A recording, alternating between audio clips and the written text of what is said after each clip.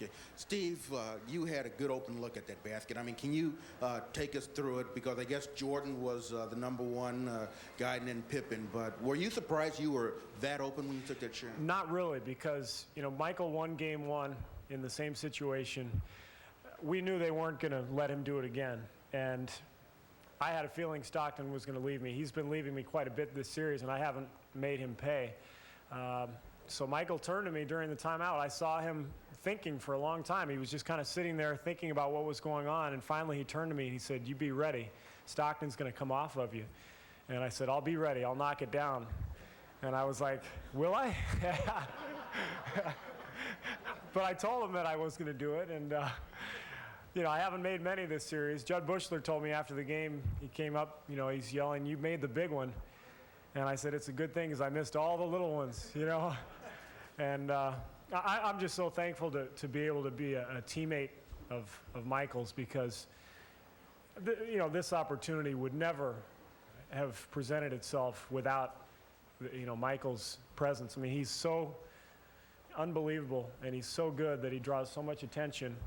And his excellence gave me the chance to hit the game-winning shot in the NBA Finals. I mean, what a thrill, and I owe him everything.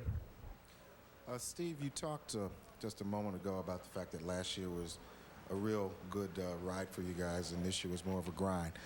Talk about your experience in repeating for the first time and really trying to relate that to what maybe Phil, Michael, and Scotty were trying to get to you about repeating and defending.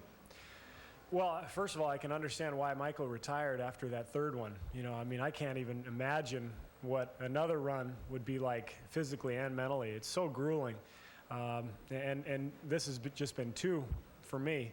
But, you know, here we go again. We'll have 3 months off, and we'll get right back, you know, right back at it. And it's just very demanding. I mean, you know, especially on this team with the attraction of you know, the superstars that we have. It's just a real grind. And like I said, you know, last year was so much fun. It was brand new for a lot of us. And this year it was, you know, it was a time to repeat, and it was a very tough, grinding year, but it's been, you know, awfully rewarding. Steve, in your celebration with the teammates, there's often a new rallying cry. Who was the first to bring up repeat the three-peat? You. Believe me, we are not thinking anything about next year at this point.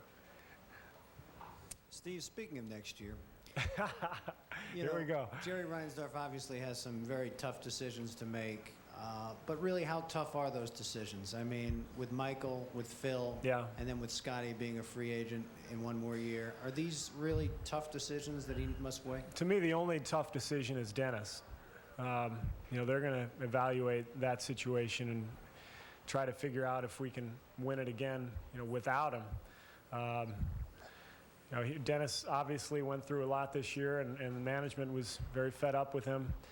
You know, the other guys, how can you not re-sign Michael and Phil, and how could you possibly trade Scottie Pippen?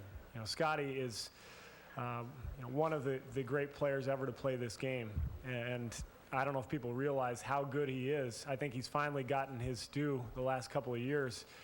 He's always been in Michael's shadow, but he is a one-man wrecking crew defensively. He carried us defensively in this series. You know, people told me the other night I did a good job defensively on Stockton. I didn't do anything. I just waited for Scotty to come double team and take the ball out of his hands.